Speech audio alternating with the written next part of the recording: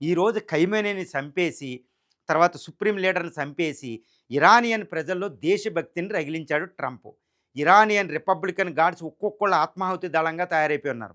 ఇప్పుడు విన్ ఎవరికి రాబోతుందంటే ఫస్ట్ డేలో ఖైమనీ మరణించడం తప్పితే మిగిలిన విషయంలో ఇరానియన్ కుదుర్చుకుని మళ్ళీ కాన్ఫిడెంట్‌గా మొత్తం అమెరికన్ ఎయిర్ బేస్‌లని అటాక్ చేసి, అమెరికాని అల్లకల్లోలం చేసి, అమెరికా 200 పైగా అమెరికన్ ఆర్మీని చంపేసి, ద గ్రేట్ పవర్ ఇజ్రాయెల్ మీద, టెల్ అవీవ్ మీద శత్రు దుర్భేద్యమైన ఐరన్ డోమ్‌ని ఛేదించుకుని, అమెరికా పెట్రోయిటు ఇలాంటి ఎయిర్ డిఫెన్స్ సిస్టమ్‌ని ఛేదించుకుని వెళ్ళింది. అమెరికా నేవల్ హెడ్ క్వార్టర్‌ని బహ్రెయిన్‌లో కొట్టింది అంటే, ఈ విన్ను నిజంగా మొదటి రోజు విన్ను ఇరాన్‌దే అని చెప్తారు పరిశీలకులు. ఎందుకంటే, ఈ కాన్ఫిడెన్సే వచ్చే యుద్ధాన్ని నడిపించబోతుంది. దీర్ఘకాలిక యుద్ధం ఇరాన్ చేయగలిగితే అమెరికా అక్కడి నుంచి తోక ముడుచుకుని వెళ్ళిపోవాలి. ఖమేనీని చంపినందుకు ఈ బ్రదర్‌హుడ్‌ని అవేకం చేస్తుంది.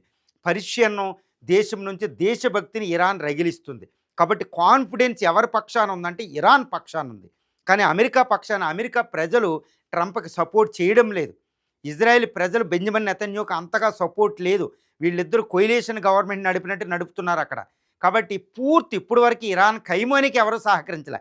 రోడ్ల మీదకొచ్చి ప్రదర్శన చేసిన వాళ్ళు ఇప్పుడు ఖైమేనీ మరణం తర్వాత వాళ్ళు అపోజిషన్‌లు కూడా వచ్చి ఖైమేనీ మరణించినందుకు బాధపడుతున్నారు. ఇరాన్ ఏకతాటిపైకి వచ్చినట్టు తెలుస్తుంది. కాబట్టి ఫస్ట్ డే వార్‌లో ఎక్కువ నష్టం ఇరాన్‌కి జరగొచ్చు.